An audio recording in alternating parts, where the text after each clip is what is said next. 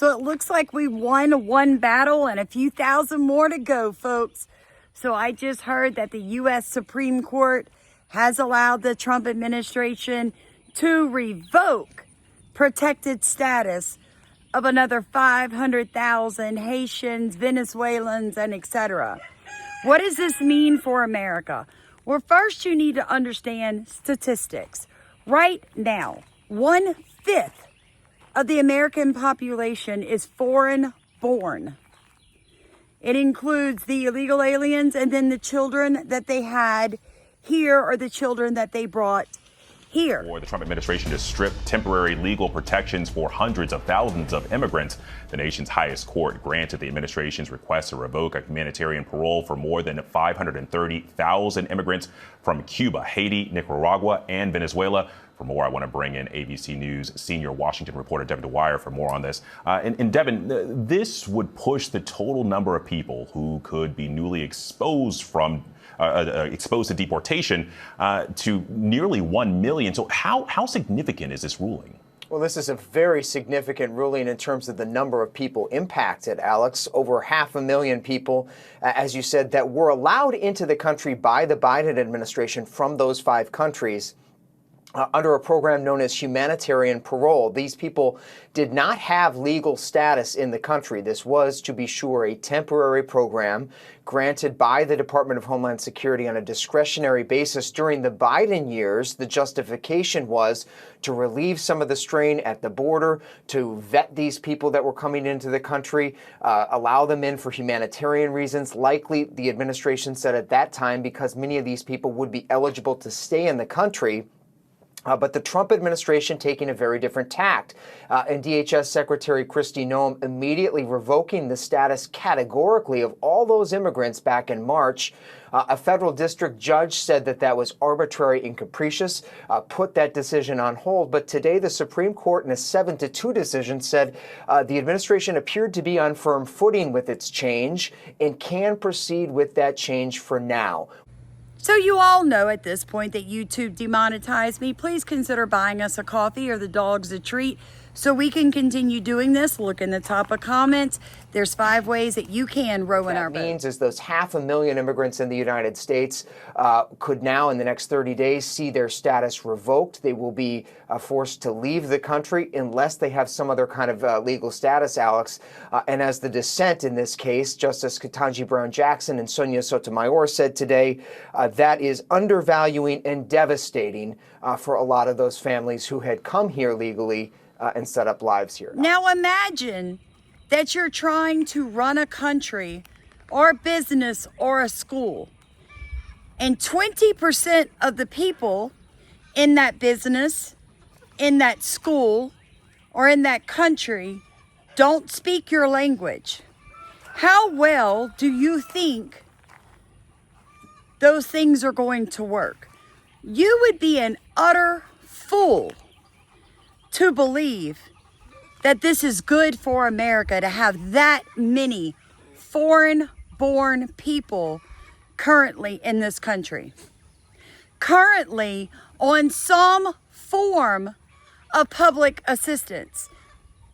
Because you can't tell me that all those millions of people came here, got a job, and are not a strain on the system. All I hear are young people, young women, fatherless children crying on social media that they're cutting my food stamps, telling us that they're due those food stamps. And if we don't give it to them, they're just gonna steal. Mind your own business. Cut my motherfucking food stamps to $85 fucking dollars from $738. How the fuck that's supposed to support a household of 3? Like, inflation is high in the bitch, groceries is high as shit. How the fuck am I supposed to survive off that shit? So when y'all see me in the motherfucking store stealing stuff and that shit in my motherfucking bag, nicely act like you don't see shit and mind your motherfucking business, because this shit is going in my motherfucking bag and I'm walking out this motherfucking store with my motherfucking chest up and my head held high. So I'm a single mom and I can't support a family of 3. It's like, yeah. There's an attitude of I shouldn't have to struggle because I should be supported. Now, the United States Census is claiming that the amount of foreign-born people that are currently in the United States was not projected to hit this limit until 2042, folks. So all their predictions have gone out the window. It's so bad that this is the first time in American history that this amount of the population are foreign-born. So how exactly are we supposed to have a United States, a united country, when 20% of the population doesn't belong here? Being that we've been controlled by lunatic left people for the past 20-something years, you've seen a huge increase of people coming from socialist countries, communist countries, and countries that have, well, are very poor idea of what women should be doing and how women should be treated. I'm just going to say this, and I don't really care who it upsets, and y'all know it's the truth. Every illegal alien in this country, along with their children, need to be deported immediately. If you want housing for Americans, that's going to have to happen. If you want safety in the street, that's going to have to happen. I recently did a video that the Governor Newsom of California is basically involved with cartels. And I had somebody say, well, what proof do you have, Sam? Well, they are realizing that these people with these food carts, you know, the food little cart that you push, are being shipped in across the border to pay for human trafficking, and they're running businesses out of business inside of California. On downtown San Diego every single night.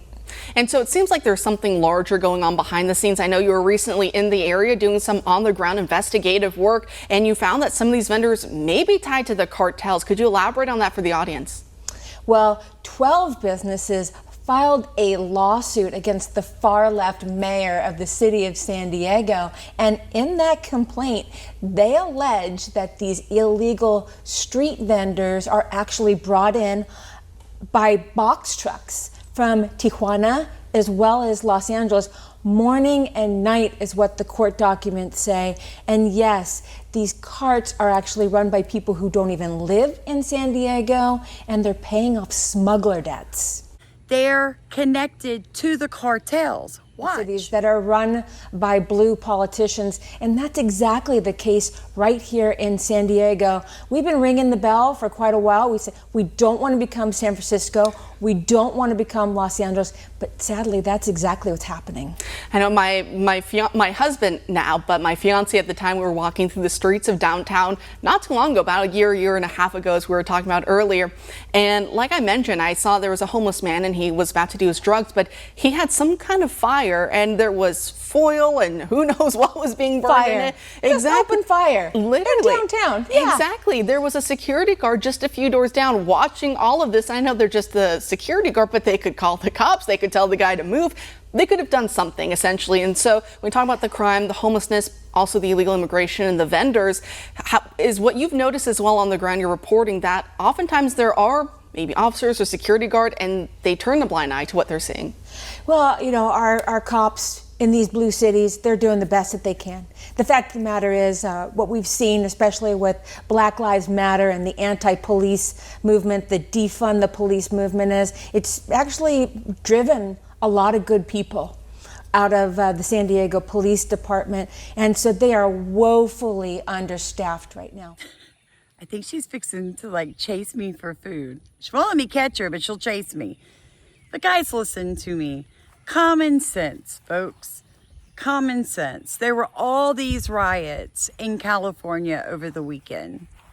You've got black crime through the roof and has been for the past 60 years in America. It didn't harm nobody. You're in possession of a firearm on school grounds. I understand that, but no one was harmed. A tip was received. It doesn't matter if anybody's harmed. You're not allowed to possess a firearm, period, let alone on school grounds. Okay, what are you doing with a handgun on school grounds? No, I honestly was not trying to harm anybody with it. I was just carrying it around. That's it. Why were you carrying it around on school grounds? Because I understand that there's people on school grounds that likes to bully people, and I felt like I was getting bullied by certain people on school grounds. Where did you get the gun? I got it from off the streets. Caltech 380 semi-automatic. Is there something in it? Yes. It's loaded. It's loaded. I'm 18. You're 18 now? Okay. So you're going to the county jail. Okay. Serious? Yes. I can't even call. Can you call my mom for me? You now got black politicians that will defend illegal aliens and put them right back in black communities, but somehow all of this is the white man's fault. Group of youths and politely asked them to leave. The group of men then started becoming increasingly agitated and highly disrespectful. Just take a watch. Cause we was shopping for shit. We didn't even take nothing. We told them to check us. Now, what do we think the chances are that these people were misbehaving? After all, why are they being asked to leave in the first place? You think shop employees randomly tell people to just get out? No, of course they don't. I think it's a safe bet that these guys were causing significant trouble, especially when their initial response is, we didn't even take nothing. Here yesterday, y'all ain't say shit, came in a group. It was more than this. You y'all saying right hey, now, chill. man. You don't even have to spaz. You don't have to spaz. But look, y'all is racist. Yeah, hey, this dude right here, you've been following me the whole time, gang. As soon as I stepped foot in this, was following me.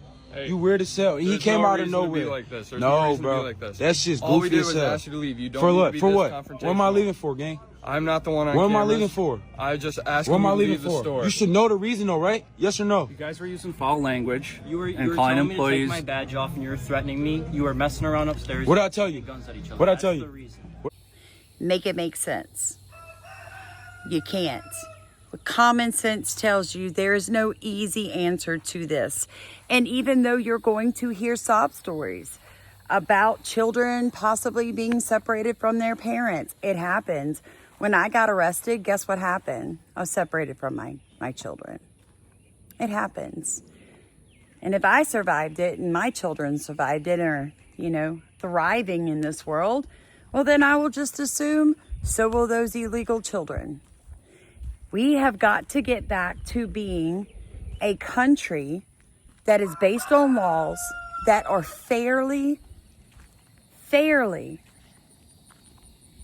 to each and every person, regardless of your race, your gender, your sex, your ethnicity, or the language. We're never free. We're never free. There's a system that keeps us inside of a system. So 30 years ago, you could erase that. Charlotte City Councilwoman Tijuana Brown and her daughters have been indicted on federal charges, according to the U.S. Attorney's Office. Federal officials say Brown and her daughters then spent the money on personal expenses, including a lavish birthday party. We got another one. So get this, a city councilwoman in Charlotte. Here's some pictures from her Instagram. Yeah, that's her. Now, this person made headlines for turning her life around after going to prison, but she just now got indicted for fraud. Not just any fraud, we're talking about the pandemic relief money, the PPP loans, allegedly blown it on stuff like a $15,000 birthday party with a horse-drawn carriage. So this God wrote right and wrong on your heart. He says it in the Bible. You instinctually know when you're doing wrong. You don't have to be saved. You could have never heard about God, Jesus, or anything else, but you know that your behavior is inappropriate when it is inappropriate. So at some point, could we just stop making excuses for sin and blatant racism towards white people, and you lily white people that just get so butthurt when I talk sense and tell you that you're hated because you're white? Could you please stop? And could we please all join together, black, white, Asian, all the ones that are supposed to be here, and take our country back? If all the stuff going to illegal aliens were going to American citizens, we wouldn't have poverty in this country anymore. So like, comment, and subscribe. And if you don't like it, you can get off my channel.